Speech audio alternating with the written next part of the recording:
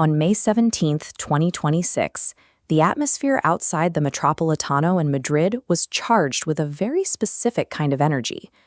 Inside, Antoine Griezmann was authoring a flawless final chapter on the pitch.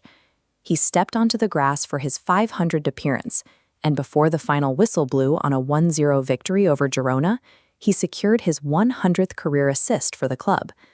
But when the match ended, the celebration stopped.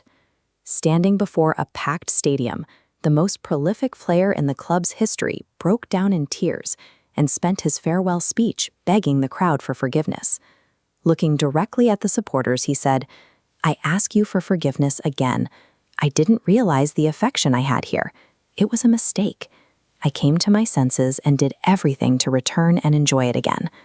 To understand why a player with his statistical resume is asking for a pardon on his final day, we have to look back at the moment he broke that trust in the first place. 7 years earlier, in 2019, Griezmann was at the peak of his abilities, and then he decided to walk away. He engineered a transfer to Atletico's bitter domestic rivals, FC Barcelona. The backlash was immediate. The fans who had spent years chanting his name viewed the move as an insult, stripping him of his hero status almost overnight. Returning to Madrid in 2021 meant facing a hostile stadium that had spent years scrubbing his name off the sidewalks. Every cheer had to be reclaimed from a base of deep suspicion. In Madrid, loyalty is currency. If he wanted fans to look at him with admiration again, he had to put his head down and work. He surrendered his ego to Diego Simeone's demanding, high work rate tactical system, tracking back on defense just as hard as he pushed forward. This chart shows his effort translating to the scoresheet. Griezmann steadily climbed the ranks until his 212 goals eclipsed the legendary Luis Aragonés. He was equally productive as a creator. Adding his 100 career assists reveals a player functioning as the entire offensive engine. That volume of play finally chipped away at the resentment, turning the boos back into applause.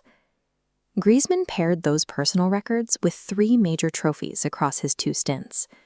The standout piece of that hardware collection came in 2018, when he drove the team to a commanding victory in the Europa League.